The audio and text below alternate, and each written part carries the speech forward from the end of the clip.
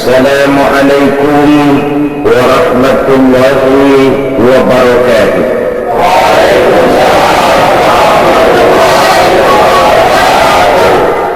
Bismillahirrahmanirrahim. Alhamdulillahilladzi ja'ala al-'ida li'ibadihi al-mu'minin wa khatama bihi shahra as-siyam lil-mukhlisin وجعل في طاعته عز الدنيا والآخرة للطائعين وفي معصيته ذل الدارين للعاصين والصلاة والسلام على أشرف الأنبياء والمرسلين وعلى آله وأصحابه المجاهدين الطاهرين أما بعد. Saudara-saudara kaum muslimin rahimakumullah, ketika matahari akhir Ramadan tenggelam di kaki langit sebelah barat dan malam 1 Syawal datang merayapi bumi, maka berubahlah segenap perasaan kita. Duka berganti suka, sedih lenyap datang gembira. Kita kumandangkan kegembiraan dan kebahagiaan ini melalui ucapan takbir dan tahmid yang menggema bersaut-sautan dari rumah yang satu ke rumah yang lain, dari masjid yang satu ke masjid yang lain, bahkan dari kampung yang satu ke kampung yang lain, pertanda rasa syukur kita yang tiada terhingga kehadirat Allah yang Maha Esa dan Maha Kuasa. Selama Ramadan, sebulan penuh lamanya kita telah menempuh satu perjuangan yang sangat berat. Lebih berat daripada perjuangan mengangkat senjata menghancurkan musuh yang nyata. Lebih berat daripada perjuangan dengan hanya mengorbankan sebagian kecil dari harta yang kita miliki. Itulah perjuangan mengendalikan nafsu, menghadapi musuh yang tidak nampak oleh pandangan mata zahir, tetapi yang justru berada di dalam diri kita masing-masing. Kita kibarkan panji-panji kemenangan dan bendera kejayaan melalui ucapan takbir dan tahmid tadi, pertanda rasa syukur kita setelah sebulan berpuasa, melatih diri, membina takwa, mengharap ridho. Banyak di antara kita umat Islam terlalu berpegang kepada kulit luar saja di dalam merayakan Idul Fitri atau Lebaran ini. Kita ukur Lebaran itu dengan pakaian baru, baju baru, sepatu baru, dan sebagainya. Padahal kegembiraan paling utama di dalam merayakan Idul Fitri itu tidak lain oleh karena kegembiraan kembali kepada fitrah, bersih, suci, seperti bayi baru dilahirkan oleh ibunya, tidak berdosa kepada Allah lantaran sudah dibersihkan oleh pelaksanaan ibadah kita sepanjang bulan Ramadan. Oleh karena itu, hakikat daripada merayakan Lebaran tidak hanya sekadar terletak pada pakaian dan baju yang serba baru, tapi lebih kepada jiwa yang baru, yang ditempa, digojlok dan dibina oleh pelaksanaan ibadah puasa sepanjang bulan Ramadan. Berhasilkah ibadah itu kita laksanakan, akan banyak bergantung dan terlihat kepada tingkah laku kiprah kehidupan kita sesudah bulan Ramadan. Lalu apa yang kita lakukan di malam pertama Syawal ini setelah ditinggalkan oleh bulan Ramadan, memasuki hari raya Idul Fitri? Pertama, kewajiban mengeluarkan zakat fitrah, yang wajib mudhayyaqnya itu berlaku sejak terbenam matahari akhir Ramadan sampai sebelum orang kembali dari melakukan sholat Idul Fitri.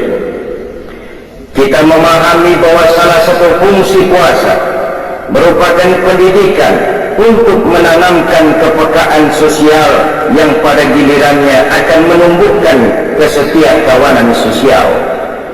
Dengan ikut merasakan lapar dan haus, kita mengerti bagaimana tidak enaknya penderitaan orang-orang miskin, saudara-saudara kita yang mengalami kesulitan. Di situ tersentuhlah hati untuk hidup tidak hanya bagi kepentingan diri sendiri saja, tapi mau melihat, membantu, menolong mereka yang benar-benar memerlukan pertolongan. Adalah tidak mungkin melatih dan mendidik orang cinta kepada fakir miskin hanya sekedar lewat penataran, simposium, kongres, seminar, dibacakan makalah, dibicarakan tentang penderitaan dan kesulitan orang-orang miskin, tapi yang pidato orang kenyang semua, rasanya kepekaan sosial tidak lalu tumbuh karenanya. Islam dengan konsep puasanya seolah berkata, rasakanlah lapar haus enak atau tidak. Kalau kau tahu lapar haus tidak enak, laparmu sebentar, hausmu sekejap. Jika maghrib datang, lapar itu hilang, haus itu lenyap. Bagaimana saudara-saudaramu muslimin yang terkapar di kolong-kolong jembatan, yatim piatu yang merintih kelaparan, tiap hari merasakan seperti itu tanpa tahu kapan hidup dan nasibnya akan berubah.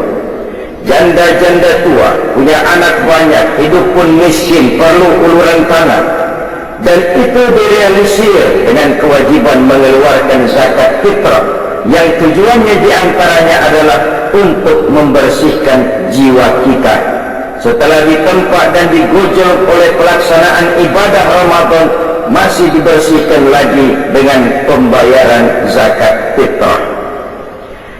Kemudian setelah zakat kita tunaikan, memperbanyak takbir. Adapun isi daripada takbir yang kita agungkan, yang kita kumandangkan di malam takbir itu, di malam pertama 1 Syawal itu, di antara inti isinya adalah la ilaha illallah wa la na'budu illa iyyah mukhlishina lahuddina walau karihal kafirun. Tidak ada Tuhan selain Allah. La na'budu illa iyyah, kami tidak akan menyembah kecuali hanya kepada Allah.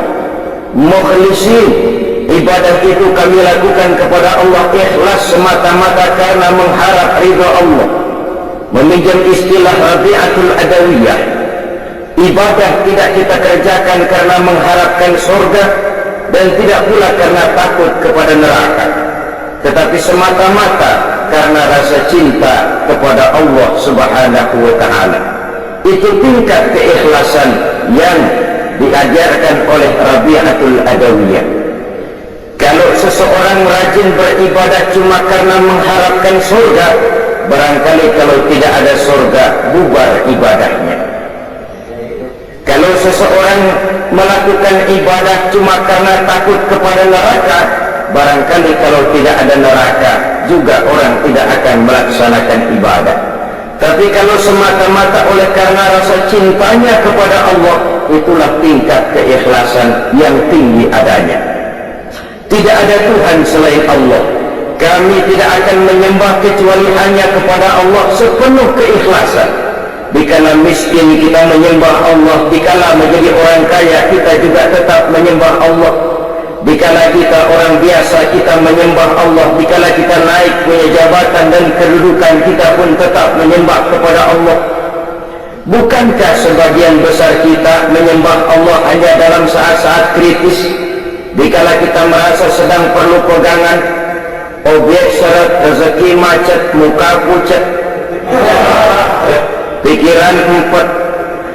Dikala itu kita merasa perlu menyembah Allah. Tapi apabila diberikan pintu rizki yang luas, maka dalam sekejap kita luntur. Dan ini pernah disindir Allah dalam Al-Quran. Wa iza massal insana ad-durru da'ana li janbihi aw qa'idan aw qa'ima walamma kashafna anhu durrahu marra ka'an lam yad'una ila durrin massah. apabila manusia ditimpa kesulitan, kata Allah, da'ana, mereka pun berdoa, memohon, meminta kepada kami. Doa itu mereka lakukan sambil duduk, berbaring, tidur, pendeknya dalam segala keadaan. Kalau datang kesulitan menimpa kita, seluruh posisi kita gunakan untuk membaca dan memanjatkan doa. Tetapi kata Allah, walamma kasyafna anhu durrahu, manakala kesulitan yang menimpa mereka telah kami hilangkan, manakala awan hitam yang menaungi mereka telah kami singkirkan, marra ka'an lam yad'una ila durrin massahu, mereka pun berjalan dengan sombongnya, seolah-olah sebelumnya tidak pernah bermohon dan meminta kepada kami. Ini adalah watak umum dari manusia, hilang keikhlasannya, hanya memerlukan Allah dan agama pada saat-saat ia kepepet, menghadapi segala macam problema yang sulit terpecahkan. Dan apabila ia berada dalam satu kondisi yang luas, lapang, segalanya menjadi miliknya, ia pun berjalan dengan sombongnya, seolah-olah sebelumnya tidak pernah bermohon kepada Allah. Maka takbir yang kita kumandangkan mendidik dan mengajarkan kita untuk menyembah Allah dengan ikhlas dalam segala keadaan. Walau karihal kafirun, walaupun orang-orang kafir tidak senang dengan hal semacam itu. Orang-orang kafir tidak akan berpangku tangan sampai kita bergeser tidak lagi menyembah Allah Subhanahu wa ta'ala, tetapi ikut menyembah Tuhan mereka, ikut ke dalam agama mereka. Dan itu kita ikrarkan, apapun yang akan terjadi, kami tetap berkeyakinan tidak ada Tuhan selain Allah. Kami tidak akan menyembah kecuali hanya kepada Allah. Kami tidak akan pernah peduli orang-orang kafir tidak senang dengan hal seperti itu. Sekali bertuhankan Allah, selamanya tetap bertuhankan Allah. Selamanya sekali menyembah kepada Allah, selamanya kita akan tetap menyembah Allah. Tidak akan bergeser menjadi penyembah harta, pangkat, jabatan, kedudukan dan lain sebagainya. Konsisten dan konsekuen. Lalu yang kedua dari isi kandungan takbir yang kita kumandangkan itu, la ilaha illallah wahdah, tidak ada Tuhan selain Allah, ia Maha Esa, tidak beranak, tidak diperanakkan, tidak satupun yang bisa diserupakan dan diumpamakan dengan dia. Sadaqa wa'dah, Allah Maha membenarkan segala janjinya. Allah Maha benar dengan segala janjinya, bahwa orang-orang yang beriman dan beramal soleh akan mendapat kebahagiaan di dunia dan di akhirat, bahwa orang-orang yang ingkar dan pembangkang akan menikmati juga azab yang teramat pedih. Allah Maha benar dengan segala janjinya, tidak pernah sedikit pun Allah akan ingkar janji. Bahwa orang baik-baik akan ditempatkan di surganya, dan bahwa orang-orang jahat akan ditempatkan di nerakanya. Itulah janji Allah dalam kehidupan ini. Sadaqa wa'dah, Maha benar Allah dengan segala janjinya. Wa nasara 'abdah, dan Allah menolong hamba-hambanya, orang-orang yang benar-benar menghamba kepada Allah, menyembah Allah dalam suka dan duka, dalam miskin dan kaya. Allah akan menolong orang-orang seperti itu. Dan apabila pertolongan Allah datang, maka tidak satu tenaga pun lagi yang akan sanggup membahayakan kita. Marilah kita lihat perjalanan hidup Rasulullah sallallahu alaihi wasallam. Saudara lihat ketika perjuangan dimulai pada periode Mekah. Sebenarnya ya, kalau menurut perhitungan taktik dan strategi militer saja, mestinya ketika di Mekah itu Nabi Muhammad hancur sehancur-hancurnya. Coba lihat, kurang apa Quraisy ketika periode Mekah, kekuasaan mutlak di tangan mereka. Kurang apa? Itu yang namanya Abu Jahal, Abu Lahab, Abu Sufyan. Segala daya dan dana mereka kerahkan, segala kekuatan dan kemampuan mereka curahkan untuk menghancurkan diteror mental dan fisik, difitnah, dicaci maki, dilontari kotoran unta, dikucilkan di kampung bernama Syi'ib, sampai terjadi kemufakatan untuk membunuh Nabi, terjadi kemudian peristiwa hijrah. Kalau menurut perhitungan otak mestinya hancur, ternyata tidak hancur. Itu jelas ada faktor X, dan faktor X itulah yang kita istilahkan dengan nasrun minallah, pertolongan dari Allah subhanahu wa ta'ala. Tidak mungkin, kata kita, mana bisa menurut kebiasaan, impossible kata rasio. Tapi kalau Allah menghendaki, rasanya tidak ada yang tidak mungkin kalau Allah sudah menghendaki. Nasara abda, Allah menolong hamba-hambanya. Menolong dengan hamba-hambanya ini jangan terpisah. Allah menolong hamba-hambanya, orang yang dengan konsekuen menyembah kepadanya di kala suka dan duka, selalu dalam pertolongan Allah. Oleh sebab itu, oleh seorang ulama kita diajarkan untuk takut kepada tiga. Allahumma inni akhafu minka, wa akhafu mimman yakhafu minka, wa akhafu mimman la yakhafu minka. Ya Allah, saya takut kepadamu. Ya Allah, saya takut juga kepada orang yang takut kepadamu. Ya Allah, saya juga takut kepada orang yang tidak takut kepadamu. Orang yang takut kepada Allah, kita takuti orang seperti itu. Kenapa? Orang yang takut kepada Allah, dia dekat dengan Allah. Orang seperti ini selalu ditolong Allah. Dia kalau kita sakiti memang tidak mungkin melawan, barangkali akan lebih banyak mengalah, tapi Allah akan menolongnya.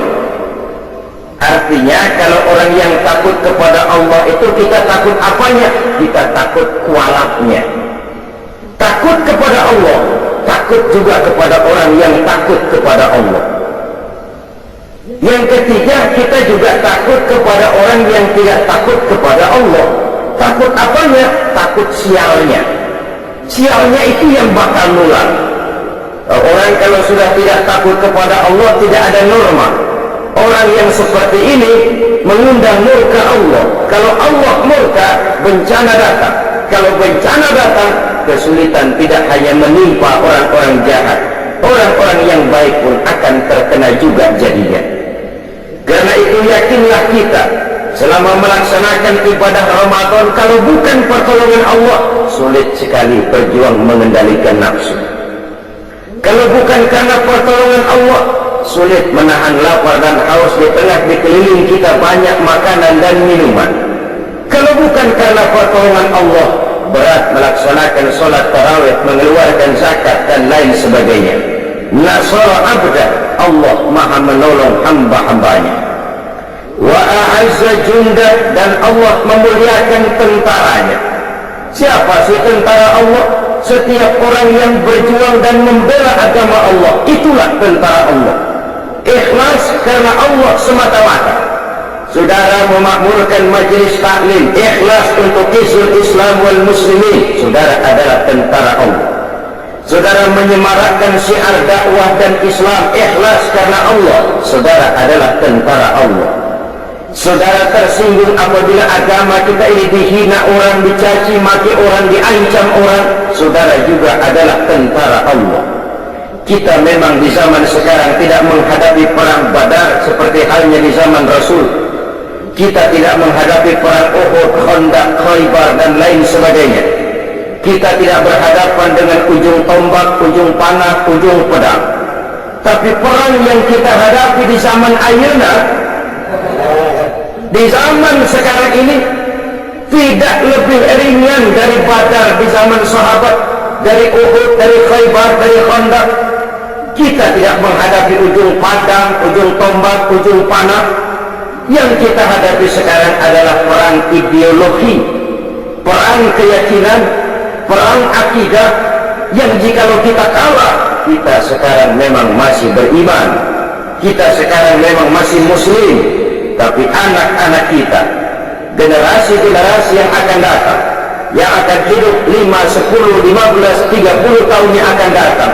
Wallahu a'lam. Voice of Allah maha benar dengan segala janjinya. Allah pasti akan menolong tentaranya. Sejarah sudah membuktikan, berulang kali terjadi pertempuran dalam sejarah perkembangan Islam.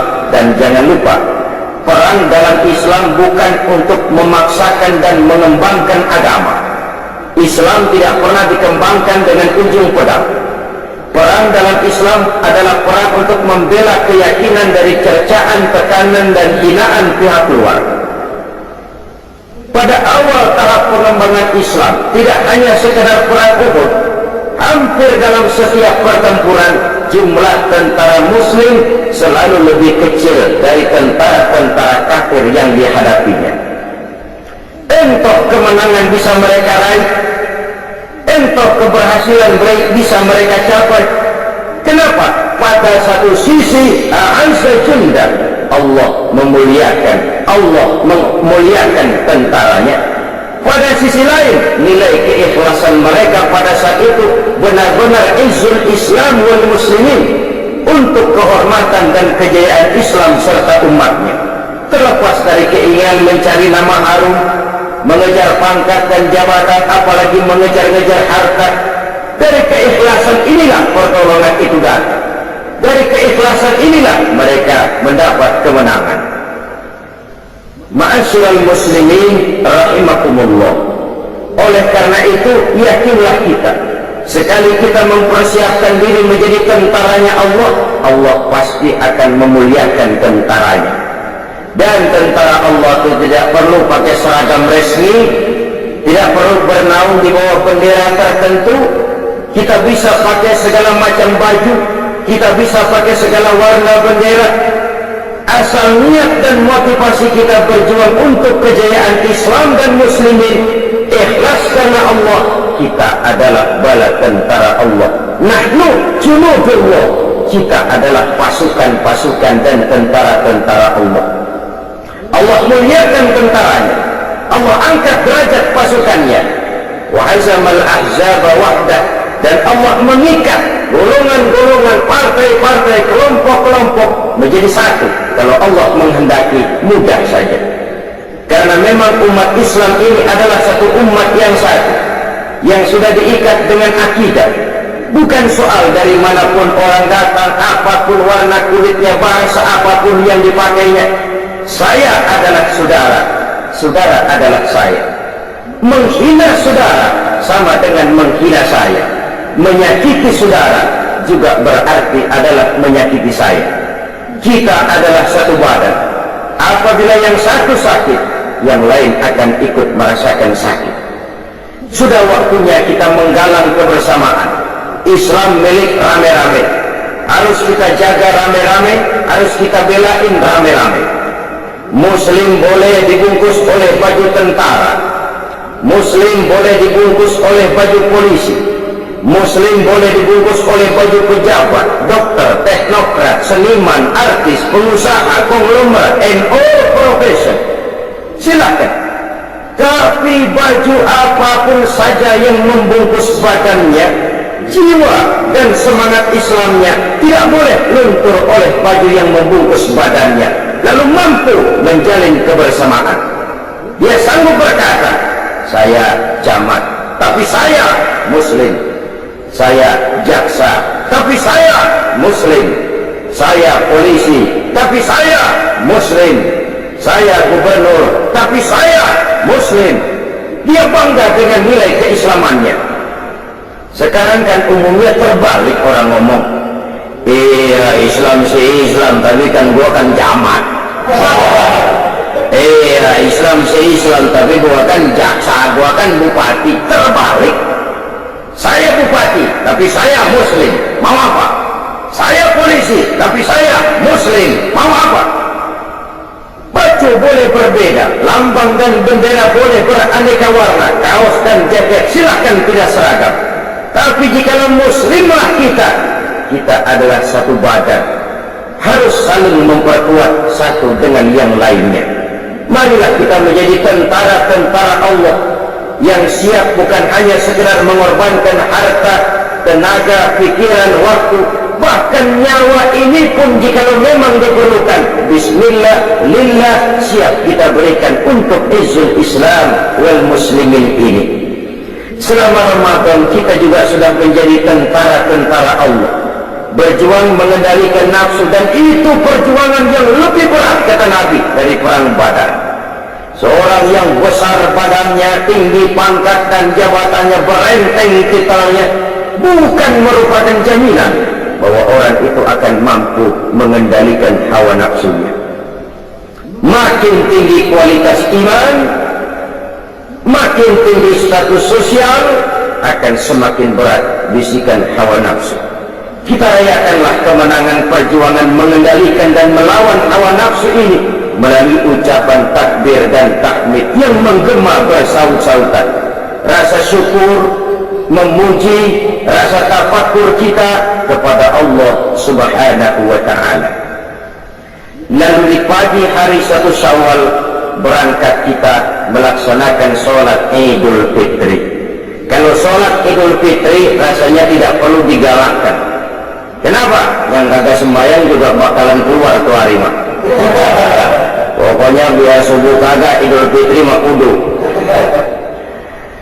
Saudara hadirin yang saya hormati, baiklah, itu tuh masih lebih baik daripada tidak sholat sama sekali. Itu masih lebih baik. Sama saja ada orang berkata, Pak, bagaimana seseorang puasa tapi tidak mengerjakan sholat? Saya katakan, puasa tapi tidak sholat masih lebih baik daripada tidak sholat juga tidak puasa. Itulah kalau kita melihat dengan kacamata putih bahwa seseorang menjadi baik itu lewat proses. Tidak bisa orang dari salah kepada soleh dengan hanya simsalabim abrakadabra. Ya walaupun kalau hidayah datang bisa saja, tapi secara umum itu harus melalui proses. Dan prosesnya tentu bertahap, step by step. Taruh katalah dia belum senang sholat 5 waktu, tapi kalau Idul Fitri kan getol. Iya dah, Idul Fitri dah. Biarin dah dandan habis-habisan, mandi juga pakai air kembang, pakai kris keraton, membelain Idul Fitri, padahal cuma sekedar sholat sunnah saja. Tapi baiklah, karena dari segi syiar ini pun baik, apalagi dilaksanakan di lapangan, di tempat-tempat terbuka, sehingga baik sekali kalau ada musola kecil bikin panitia gabungan dilaksanakan di satu tempat. Ini kadang-kadang satu RW ada 15 musola, 15 yang bikin sembahyang itu. Main gengsi-gengsian, pokoknya langgar gua kalau kagak bikin kagak sah. Kalau bikin sedih, bikin akhirnya perang speaker. Tinggal orang bengong mau sembahyang kemana. Akan lebih baik kalau diordinir, merupakan satu tempat yang luas yang lebih menyemarakan syiar. Inilah umat Islam, kami ada, kami hadir, dan kami punya eksistensi. Saudara hadirin ma'asyiral muslimin rahimakumullah, kita laksanakan sholat Idul Fitri di awal hari pertama pada bulan Syawal itu. Disinilah kebahagiaan itu mencapai puncaknya. Dan apabila sholat Idul Fitri itu sudah selesai, maka bubarlah kita untuk bersilaturahmi dengan sesama saudara-saudara kita. Apa yang kita lakukan setelah usai sholat Idul Fitri? Bermaaf-maafan di antara sesama kita. Kenapa itu kita lakukan? Sebab dengan pelaksanaan ibadah Ramadan, bersihlah diri kita di hadapan Allah. Jikalau ibadah puasa kita benar, kita kembali bersih seperti bayi baru dilahirkan oleh ibunya, tidak punya dosa kepada Allah lantaran sudah dilebur oleh ibadah Ramadan. Saudara-saudara kaum muslimin rahimakumullah, tinggal lagi dosa dan kesalahan kita di antara sesama manusia yang Allah belum akan memberikan maaf jikalau kita belum meminta maaf kepada yang bersangkutan. Dan yang lebih utama untuk dimintakan maaf dan ridhonya tidak lain adalah orang-orang tua kita, kaum kerabat, keluarga, sanak family, teman, andai tolan, dan seterusnya. Dengan harapan baiklah hubungan kita kepada Allah dan baik juga hubungan kita kepada sesama manusia. Kita adalah zoon politik, makhluk sosial yang hidup bermasyarakat. Dalam pergaulan sehari-hari, entah kecil, entah besar, entah sengaja, entah tidak, tentu kita pernah tersilap berbuat salah. Pada kesempatan itulah kita meminta saling memberi maaf. Disinilah hakikatnya kebahagiaan Idul Fitri. Pada kemenangan mengendalikan nafsu setelah berpuasa, pada sikap saling memaafkan. Kalau hanya sekedar pakaian baru, baju baru, makanan baru, sendal baru, mobil baru, istri baru, saya kira itu satu kebahagiaan semua. Saya tidak bisa mengerti bagaimana orang merayakan Lebaran begitu gembira dengan baju baru, sepatu baru, makanan serba ada, tapi puasanya amburadul, tarawihnya tidak pernah. Kebahagiaan apa yang dirayakan dalam kondisi seperti itu? Kebahagiaan semu, tidak lebih daripada kebahagiaan lipstik yang cuma sekadar kulit luarnya saja. Maka isi daripada berlebaran adalah berhalal bihalal, bersilaturahmi. Begitulah tradisi orang-orang tua kita baik sekali.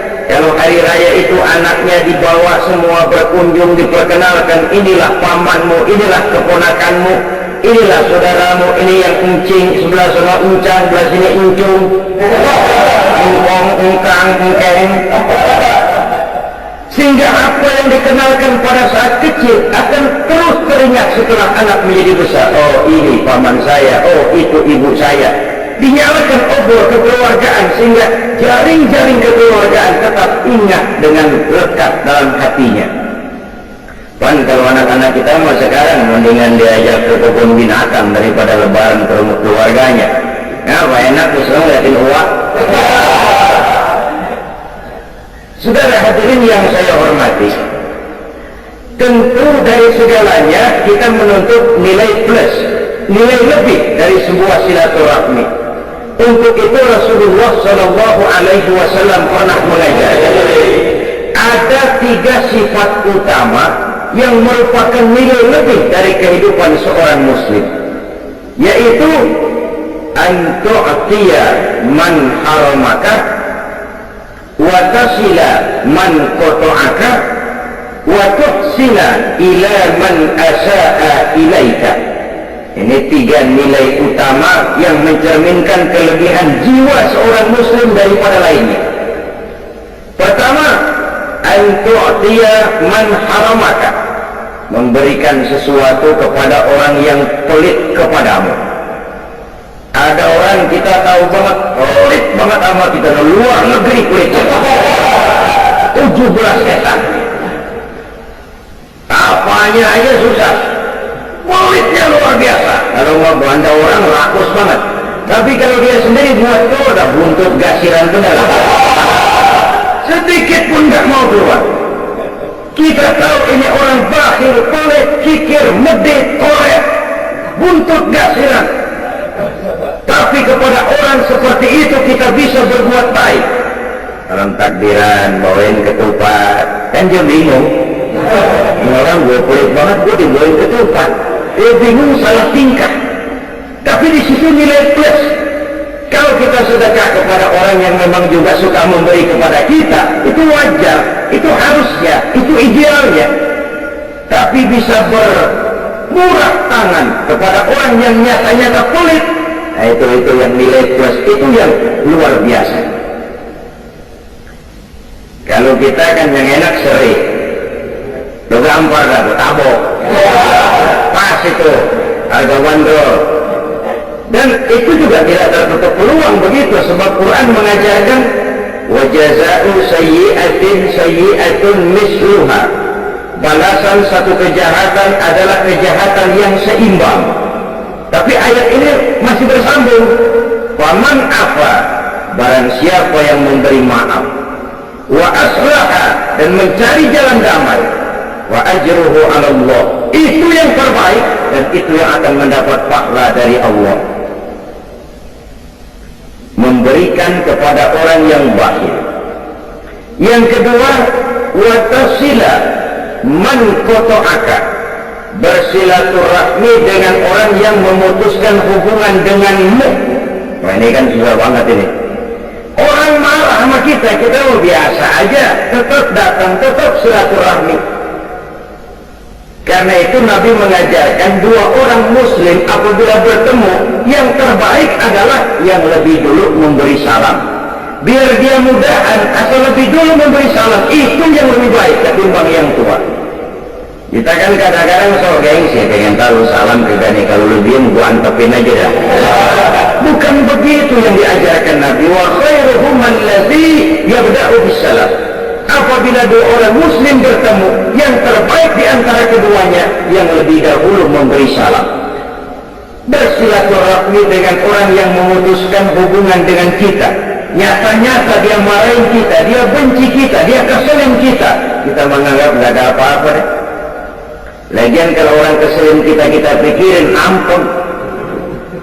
Ya kalau gua digituin, gua diginiin, bengek deh. Mati aja deh. Lebih baik kita anggap nggak apa-apa. Lebih baik kita anggap itu hal yang wajar. Ya, hidup seakan-akan nggak punya musuh, itu memang berat. Walaupun nyata sekali banyak orang yang memusuhi kita tanpa alasan yang benar, tapi disitulah kelapangan jiwa itu. Keluasan hidup ini, hidup akan lebih banyak bergantung kepada bagaimana cara kita mengatasinya kok. Satu persoalan yang kecil kalau kita anggap dia besar, kita gede-gedein, jadi gede. Tapi satu persoalan yang besar kalau kita hadapi dengan tenang, tegar, insya Allah tidak akan membawa dampak yang tidak kita inginkan. Hidup akan banyak bergantung kepada cara bagaimana kita mengatasinya. Bersilaturahmi dengan orang yang nyata-nyata marah sama kita. Yang ketiga, nilai plus itu, nilai tambah itu, wa tuhsila ila man asa'a ilaika. Engkau berbuat baik kepada orang yang berbuat jahat terhadap dirimu. Nah, ini kan susah banget ini. Nah, orang jahatin kita, kita kudu baik sama dia. Tapi disitulah nilai plus itu. Dan suasana Syawal, suasana Idul Fitri, suasana Lebaran, satu suasana di mana sangat memungkinkan kita untuk mencari nilai plus seperti ini. Ditambah oleh satu dialog, satu hari ketika sedang kumpul dengan para sahabat, baginda Rasulullah Sallallahu Alaihi Wasallam pernah bertanya, "Atadruna manil muflis?" Saudara-saudara, tahukah saudara-saudara siapa orang muflis? Orang bangkrut, orang sial, orang yang tidak beruntung itu siapa? Macam-macam jawaban sahabat. Di antaranya ada yang jawab, "Ya Rasul, al-muflisu fina man la dirham lahu wa la mata'."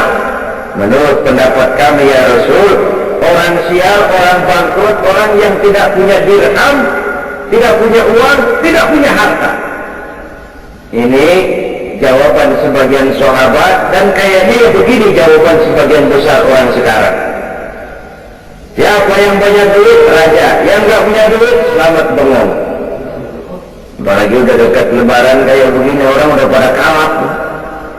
Yang mau pulang mudik, yang pegawai negeri, gajinya kecil, anaknya banyak, polanya ngebet. Konsentrasi ibadah mulai buyar. Begitu jawaban sahabat dan begitu jawaban banyak orang. Uang adalah raja. Orang yang banyak duit sama yang tidak punya duit, jangan gaya hidupnya, jalannya aja lain. Baru jalannya udah lain. Ya sama juga orang kalau kerja di bangunan, lihatin deh. Hari Rabu sama hari Sabtu jalannya lain. Hari Sabtu mau gagah dan nyingsot lagi. Kenapa? Ada yang dikantongin. Ini sugesti. Sampai seorang penyair Arab pernah bilang, uang itu di mana-mana, taksur rijala mahabatan wa jalala, bikin gagah orang yang memilikinya. Dia adalah lidah yang paling ampuh bagi orang yang mau bicara. Dia adalah senjata yang paling tangguh bagi orang yang mau maju ke medan perang. Tapi apakah itu yang dimaksud Rasul? Beliau menjawab, bukan itu. Orang yang sial bukan orang yang gak punya duit. Orang yang bangkrut bukan orang yang gak punya harta. Lalu siapa ya Rasul? Innal muflisa min ummati, orang-orang yang sial yang bangkrut dari golongan umatku. Rasul tidak bicara Yahudi, Nasrani, Majusi, umatku. Kita ini. Siapa mereka? Kata Rasul, mayati yaumal qiyamah bisolatin wa siyamin wa zakatin. Orang yang di hari kiamat nanti datang menghadap Allah dengan membawa pahala puasa, pahala zakat, pahala solat, semua dia bawa, dia setorkan kepada Allah. Tuhan, ini pahala sembahyang saya, nih puasa yang sembahyang wajib, nih yang sunnah, lamari rawatib, belas ini nawafil, laporan selesai. Tuhan, ini pahala zakat saya. Tuhan, ini pahala puasa saya. Ini yang puasa Ramadan, ini yang puasa sunnah 6 hari bulan Syawal, ini yang puasa Senin Kemis, ini yang puasa Nazar. Di satu pihak dia datang menyetorkan amal kebajikan, tapi di lain pihak kata Nabi, wa ya'ti qad syatama haza, dia juga datang bawa dosa karena pernah mencaci maki orang lain. Wa qazafa hadza, pernah memfitnah orang lain. Wa akala mala hadza, pernah memakan harta orang dengan cara yang zalim. Wa syafaqat dama hadza, pernah mengalirkan darah orang lain tanpa alasan yang benar. Kalau ini yang terjadi, di satu pihak datang membawa pahala kebaikan, di lain pihak datang membawa dosa karena menyangkut urusan manusia, apa yang terjadi? Lagi enak-enak dia laporan, Tuhan, ini pahala sembahyang saya nih. Datang orang dari sebelah kiri, ntar dulu Tuhan. Nama mas, ini orang memang benar tukang sembahyang. Cuma waktu di dunia saya pernah dicaci maki tanpa salah di depan umum, habis dibikin malu saya, diperung muka saya, hancur hati saya. Karena kelemahan saya tidak sanggup menuntutnya di dunia. Sekarang saya menuntut keadilan. Benar. Ini orang pernah kamu caci maki. Benar Tuhan, kamu belum sempat minta maaf sama dia. Benar Tuhan, iniin pahala sembahyang untuk kasihin untuk orang yang kamu caci maki. Habis orang yang mencaci maki, datang lagi yang lapor, Tuhan, ini orang memang tukang puasa, tapi ketika di dunia saya pernah difitnah, hancur nama baik saya karena fitnahnya. Di dunia saya tidak bisa menuntut, sekarang saya menuntut keadilan. Benar Tuhan, kamu belum minta maaf sama yang bersangkutan. Belum Tuhan, iniin pahala puasamu, kasih orang yang kamu fitnah. Datang lagi Tuhan, dia memang tukang bayar zakat, sedekah rajin, tapi nyolongnya lebih gede dari sedekahnya. Harta saya dimakan dengan cara yang zalim, saya menuntut keadilan. Betul. Ayo pahala zakatmu kasih orang yang kau makan hartanya dengan cara yang zalim. فَإِنْ فَنِيَتْ حَسَنَاتُهُ قَبْلَ أَنْ يُقْضَى مَا عَلَيْهِ, jikalau kebaikannya sudah habis dituntut, sedangkan dosa belum tertutup, tagihan datang terus. Ibarat orang dagang, modal bures, tagihan utang bejibun, kan membuat pala bangkrut. Apa yang terjadi? Dosa orang yang kita fitnah, kita caci maki, kita makan hartanya dengan zalim, diambil, diberikan kepada kita. Apa enggak bangkrut? Sudah pahala dipretelin, dosa dibagi. Kenapa bisa terjadi begini? Orang ini cuma baik hubungannya kepada Allah, tapi tidak baik hubungannya kepada sesama manusia. Hablum minallahnya hebat, tapi hablum minan nasnya acak-acakan. Akhirnya dia jadi bangkrut di padang mahsyar dan di akhirat nanti. Oleh karena itu agama mengajarkan dan menuntut keseimbangan, baik hubungan kita kepada Allah dan baik juga hubungan kita kepada sesama manusia. Momentum di bulan Syawal merayakan Idul Fitri, isinya adalah silaturahmi. Silaturahmi adalah media untuk memudahkan komunikasi. Dengan terwujudnya komunikasi, maka banyak hal yang bisa kita lakukan. Itulah sebabnya Rasulullah Sallallahu Alaihi Wasallam memberikan peringatan keras kepada umatnya. Beliau bersabda, "Isnani la yanzurullahu ilaihima yaumal qiyamah." Ada dua golongan manusia yang di hari kiamat nanti tidak akan dipandang oleh Allah, tidak akan diopeni oleh Allah, alias didiamin, diantepin, dilihatin aja. Orang pada diopenin, dia enggak. Subhanallah.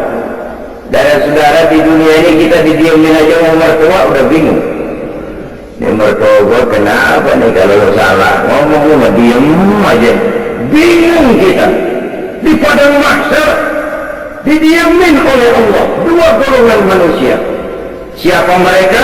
Pertama, qati'ur rahim, orang yang suka memutuskan silaturahmi, orang yang demen banget sama marahan. Ada aja nyari-nyari gara-gara. Kalau setengah hari kagak marah, ngebat palanya. Orang kayak begini ya akhirat nanti tidak akan diopeni oleh Allah. Yang kedua, wajar su'i, tetangga yang jahat dengan tetangganya. Tidak pernah aman tetangga sebelahnya, baik dari gangguan tangan, lidah, ataupun anggota badannya yang lain. Kunjung mengunjungi dari rumah satu ke rumah yang lain, dari keluarga yang satu ke keluarga yang lain, menandakan kegiatan di hari raya Idul Fitri itu. Selebihnya adalah menjaga semangat Ramadan. Ini yang terpenting.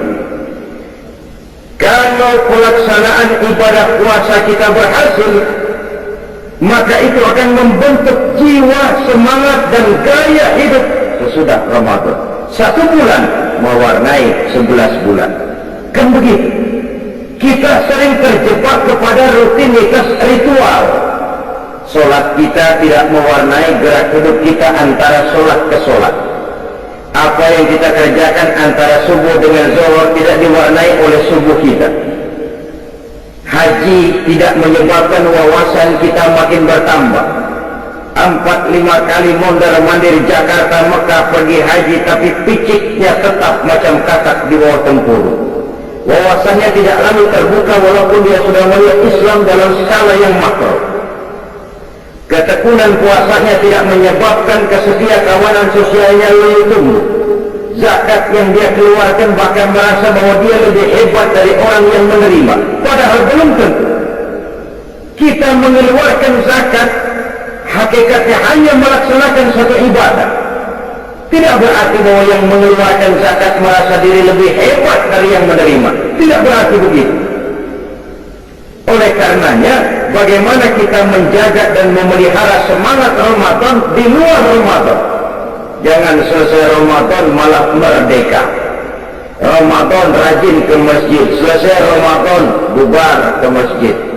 Tinggal masjid sepi, apalagi subuh, imam doang berdua tikar. Ramadan kita rajin membaca Al-Quran, selesai Ramadan selesai baca Qurannya. Menjaga dan memelihara semangat yang telah ditempa dan digojol oleh pelaksanaan ibadah Ramadan. Apa diantaranya? Kemampuan mengendalikan diri. Jangan lupa unsur pengendalian diri pada saat Ramadan bukan hanya pada siang ketika berpuasa, tapi justru pada waktu malam. Kenapa? Malam setelah maghrib datang kondisi sudah serba memungkinkan. Kalau siang memang jelas makan nggak boleh, minum nggak boleh, wajar kalau di situ kita bisa mengendalikan diri. Tapi jika maghrib datang, makan udah boleh, minum udah boleh, merokok udah boleh. Disitulah unsur pengendalian diri pada saat kondisi yang memungkinkan. Realita kehidupannya kita lihat, banyak orang yang bisa memulai sesuatu dengan baik, tapi sedikit yang mengakhirinya dengan baik. Memulai dengan sesuatu dengan baik itu penting, tapi mengakhirinya dengan baik itu jauh lebih penting. Sebab yang akhir itu yang akan sangat menentukan. Itu yang dalam bahasa agama disebut dengan husnul khatimah. Lahir sebagai santri, dibesarkan di tengah keluarga santri, dididik secara santri.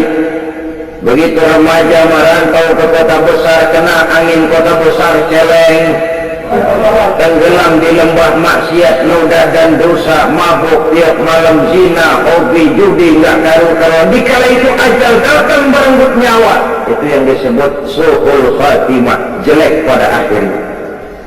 Sebaliknya tidak mustahil ada bajingan lahir di tengah keluarga bajing, dididik dan dibesarkan secara bajingan, masa remajanya nggak karu-karuan, masa mudanya habis di tempat kelabu.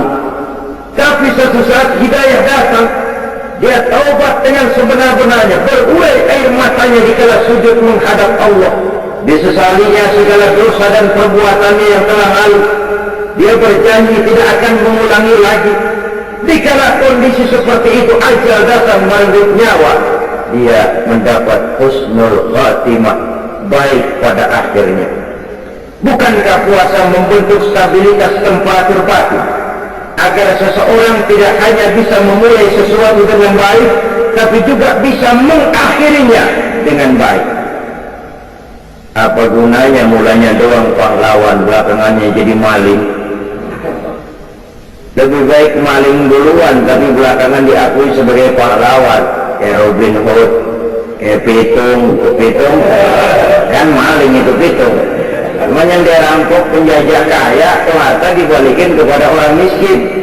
Oleh penjajah dia dimot, diisukan sebagai perampok, tapi oleh rakyat dia dianggap sebagai pahlawan. Mendingan dianggap maling baru kemudian jadi ternyata pahlawan, ketimbang disanjung sebagai pahlawan besar, pemimpin besar, ternyata belakangan maling besar. Memulai sesuatu dengan baik itu penting, mengakhirinya dengan baik itu jauh lebih penting, dan puasa mengarahkan kita ke sana.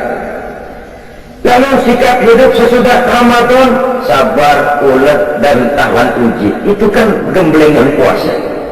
Biar lapar melilit perut, biar haus mencuri tenggorokan, kalau maghrib belum datang, jangan sentuh itu makanan, jangan ambil itu minuman, tunggu sampai timingnya tepat. Ini kan pendidikan juga.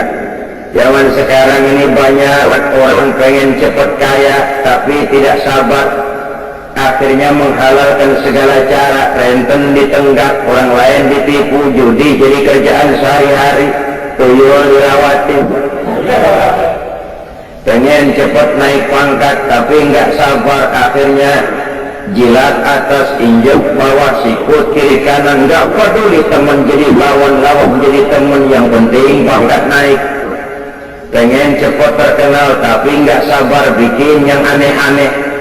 Kan orang sekarang mah pakai pepatah Arab tuh, bul ala zamzam fatu'raf katanya.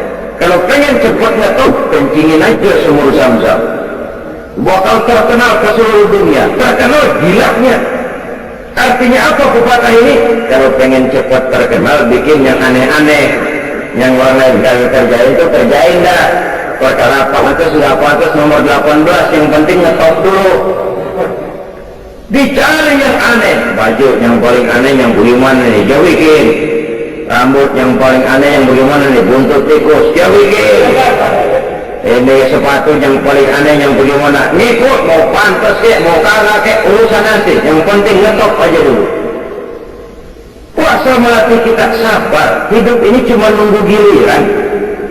Di balik musibah selalu ada hikmah, cuma mata kita yang sering tidak bisa menerima kenyataan, tidak mengerti rahasia di balik sesuatu. Hidup cuma sekadar nunggu giliran, ada saat datang, ada saat pergi. Ada yang lahir, ada yang mati. Sekarang dia miskin, esok dia naik ke atas memegang peranan. Hari ini dia di atas, lain hari dia turun ke bawah. Wa tilkal ayyamu nudawiluha bainan nas. Hari itu kami putar di antara manusia. Hidup beredar seperti roda pedati. Makanya kata orang-orang tua dulu, kalau lu lagi sehat, kudu ingat-ingat bakal sakit. Kalau sakit, kudu ingat-ingat bakalan sehat. Kalau hidup, kudu ingat-ingat bakalan mati. Kalau kaya kudu ingat-ingat bakalan miskin. Kalau nggak ingat begitu, kita akan terjebak, akhirnya jadi Fir'aun kecil. Yang kaya berusaha sekuat tenaga agar jangan sampai jatuh miskin. Yang sudah punya kedudukan berusaha sekuat tenaga agar tidak turun-turun. Maka bergantungnya kepada manusia makin kuat. Padahal makin kita gantungkan hidup kepada manusia, semakin harus bersiap kita untuk kecewa. Kan begitu katanya rezeki. Ya rezeki itu kan pangkat, harta, jodoh. Itu kayak bayangan. Kita diam, dia diam, kita lari kencengan dia.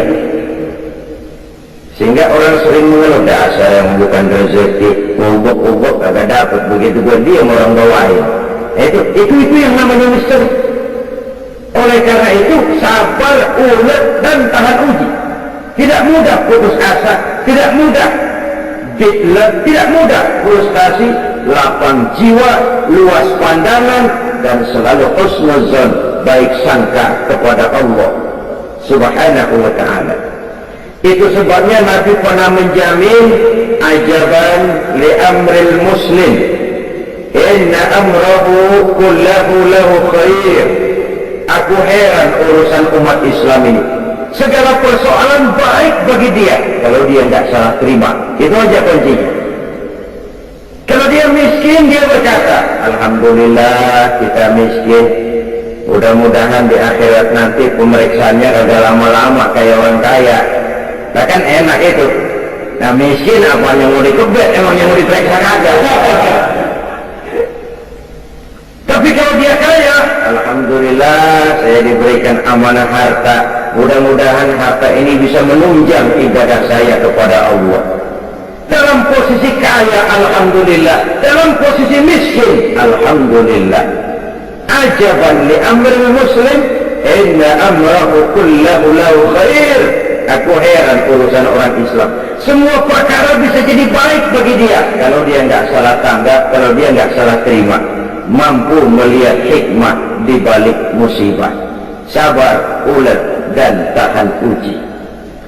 Lalu sikap mental sesudah Ramadan menjadi manusia yang ikhlas, berbuat tanpa pamrih. Kenapa? Karena puasa memang ibadah abstrak. Kita tidak dapat sugesti kalau kita puasa. Kalau sholat kelihatan orang ada semangatan memang. Bayar zakat, nyantunin yatim, apalagi pakai panggil wartawan di shot dengan televisi, kelihatan kita pemurah kasih orang. Wah, unsur sugesti yang besar. Haji, apalagi haji, sekampung orang nganterin, pakai jenderal gitu. Orang haji itu kan perginya pulangnya raja. Unsur sugestinya besar. Tapi puasa, siapa yang mau nyemangatin puasa? Oh, puasanya hebat, puasanya hebat. Apanya hebat orang nggak kelihatan. Unsur sugestinya kurang. Kalau toh kita laksanakan, itu tidak lain karena panggilan iman semata-mata. Maka puasa ini sulit terserang penyakit ria.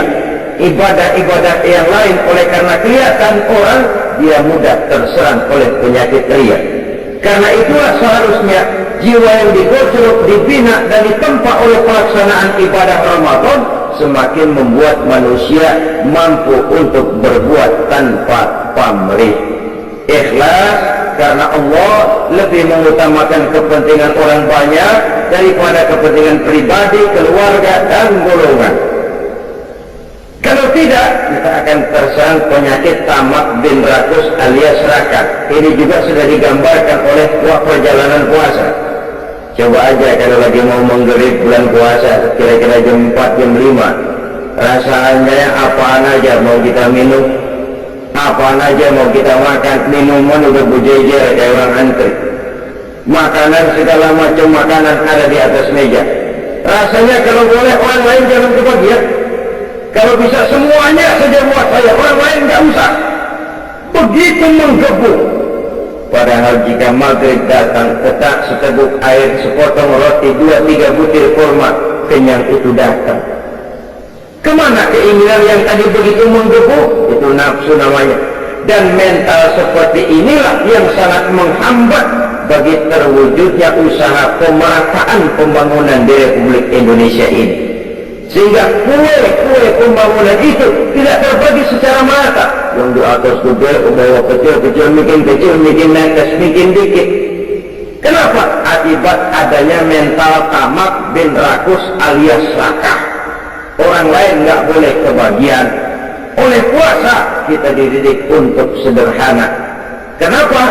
Karena kita menyadari bahwa kalau sudah kena seteguk air, sepotong roti, 2-3 butir kurma, kenyang itu datang. Nafsu memang tidak pernah kenal puas, tidak pernah kenal cukup, dan tidak pernah kenal berhenti. Memperturutkan hawa nafsu sama saja dengan minum air laut.